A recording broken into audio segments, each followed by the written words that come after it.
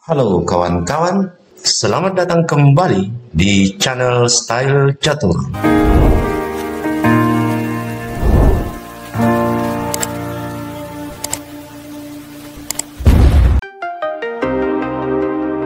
Pada video kali ini, kita akan menampilkan sebuah pertandingan catur yang sangat menarik antara Grandmaster Catur Dunia, Johan Hjartarson, melawan Grandmaster Catur Juara Dunia, Garry Kasparov. Pertandingan ini berlangsung di Munich, Jerman, pada event Munich Express tahun 1994. Pada pertandingan ini, kita akan melihat bagaimana sang juara dunia Garry Kasparov menggunakan pembukaan Benko Gambit. Pembukaan Benko Gambit ini diawali dengan pembukaan Indian Game, kemudian menjadi Benoni Defense, dan selanjutnya beralih ke pembukaan Benko Gambit. Jadi tanpa berlama-lama lagi, yuk kita segera menuju ke papan pertandingan. Johan Hjartarson memegang bidak putih, sementara Garry Kasparov memegang bidak hitam. Hjartarson memulai langkah dengan pion ke D4, pembukaan pion menteri. Dibalas kuda ke F6, pembukaan pertahanan Indian Game. Pion ke C4, dan Kasparov mendorong pion ke C5, pengorbanan pion. Pembukaan pertahanan ini dinamakan Benoni Defense Modern Variation. Hjartarson menolak pengorbanan pion dan lebih memilih mendorong pion maju ke D5.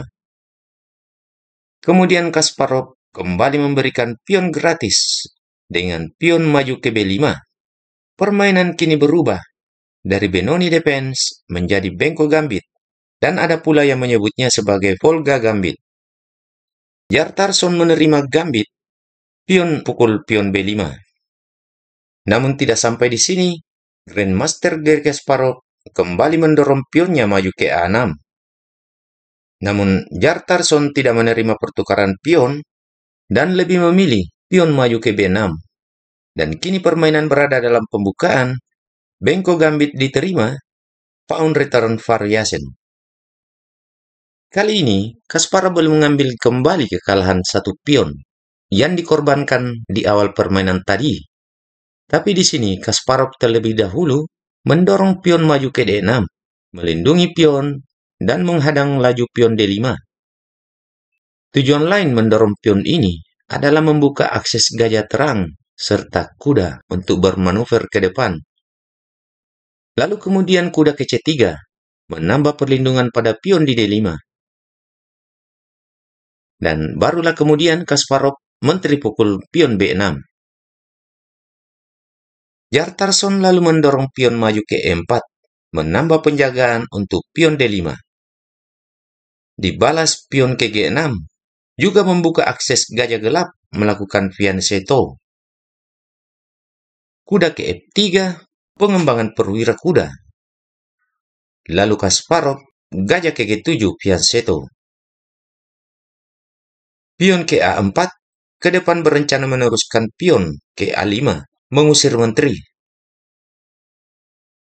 Sekilas langkah ini adalah sebuah langkah yang terburu-buru, sebab di sini posisi hitam sudah siap untuk melakukan rokade, sementara posisi putih masih terhalang untuk melakukan rokade. Seharusnya langkah terbaik di sini adalah gajah ke E2, juga mempersiapkan raja untuk melakukan rokade sayap raja. Dan jika hitam meneruskan dengan rokade, maka putih juga bisa melakukan rokade.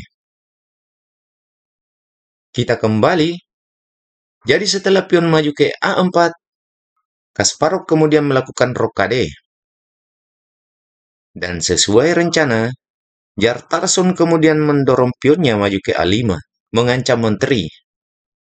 Menteri lalu mundur ke C7, lalu Hjartarson melanjutkan dengan gajah ke C4, menambah penjagaan pada pion D5. Lalu Kasparov gajah ke G4, memaku kuda. Hjartarson melanjutkan dengan pion ke H3, mengancam gajah. Lalu Kasparov memukul kuda dengan gajah pukul kuda F3. Jartarsson tidak memukul gajah ini dengan pion, sebab menjaga struktur pion untuk persiapan rokade. Jadi Jartarsson menteri pukul gajah F3. Setelah menteri pukul gajah F3, Kasparov kemudian melangkahkan kuda B ke petak D7. Ke depan berencana ke E5, mengancam menteri dan gajah. Jadi Jartarsson menarik menterinya ke E2, menghindari serangan dari kuda ke E5, sekaligus mensejajarkan menterinya dengan gajah di C4. Tapi Kasparov tetap menjampingkan kudanya ke E5, memberi tekanan pada gajah di C4. Gajah ke B3 adalah langkah yang lebih baik untuk Jartarsson. Tapi di sini, Jartarsson melihat peluang untuk memenangkan satu pion gratis dengan gajah pukul pion A6. Dan pada langkah ini, menjadi awal melemahnya pertahanan putih. Ditambah lagi, putih saat ini belum melakukan rokade. Kasparov kemudian mendorong pionnya ke C4. Langkah yang begitu kuat dari pemain Grandmaster catur dunia. Gajah sekarang tidak terlindungi lagi oleh menteri dan juga sedang terancam oleh benteng.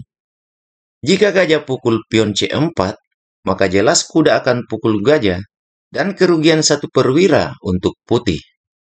Jika gajah diselamatkan, maka kuda akan ke D3 menyerang raja, dan terpaksa raja berpindah, selanjutnya kesempatan untuk rokade akan hilang. Di sini Jartarsson memilih menyelamatkan gajah ke B5.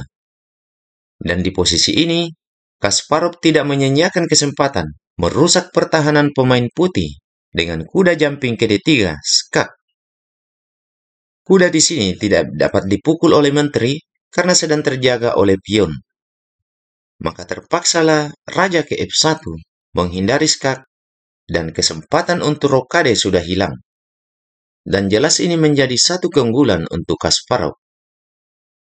Karena sekarang Kasparov sudah unggul posisi, maka Kasparov melanjutkan dengan benteng pukul pion A5, lanjut mengadu benteng. Jartarsson menolak menukar bentengnya, lalu menggeser benteng ke B1. Lalu kuda ke D7, kembali mengincar petak E5. Karena pergerakan kuda ini sangat liar, maka Jartarsson mengakhiri pergerakan kuda ini dengan gajah pukul kuda D7. Dibalas menteri pukul gajah D7. Pion ke G3 memberi ruang untuk raja menghindar jika serangan datang. Lalu Kasparov menggeser benteng ke B8. Langkah ini adalah sebuah serangan tersembunyi pada benteng di B1. Di sini kuda sedang terlindungi oleh pion, dan pion ini berada di depan benteng. Jadi jika gajah G7 memukul kuda C3, maka benteng akan hilang setelah pion memukul gajah, atau kuda akan mati percuma. Jartarsson menyadari serangan itu, kemudian gajah ke D2 menambah penjagaan pada kuda, juga menyiapkan discover attack pada benteng setelah kuda berpindah. Kasparov mengantisipasi serangan itu dengan benteng mundur ke A7, menghindari serangan gajah ke depan. Raja kemudian ke G2, mengamankan posisi dan menghubungkan dua bentengnya. Lalu Kasparov juga menghubungkan kedua bentengnya dengan benteng A ke B7, menumpuk benteng dan menyerang pion di B2 dua kali. Jartarsson kemudian mendorong pionnya maju ke B4. Kemudian Kasparov benteng pukul pion B4. Pertukaran benteng pun terjadi. Benteng pukul benteng B4 dibalas oleh Kasparov benteng pukul benteng B4. Di posisi ini, Kasparov unggul satu pion, dan jelas juga unggul posisi. Kemudian benteng ke A1 berencana melakukan skak di petak A8. Lalu Kasparov pion ke H5 menyiapkan petak perlindungan untuk rajanya. Benteng kemudian didorong ke A8 skak. Lalu raja menghindar ke H7, sebuah langkah yang telah direncanakan sebelumnya. Kuda ke D1, open gajah mengancam benteng. Jadi benteng bergeser ke B1. Hjartarsson lalu melangkahkan kuda ke E3, mengincar pion C4. Lalu langkah ini dibalas dengan menteri ke B5, melindungi pion, sekaligus menghubungkan benteng dengan menteri. Lalu menteri ke F3, mengancam pion lemah di F7. Ke depan mengancam skakmat dengan benteng ke G8.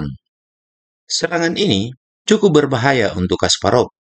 Jadi Kasparov tidak mendiamkan serangan ini dengan menarik kuda ke E5, mengancam menteri sekaligus melindungi pion F7.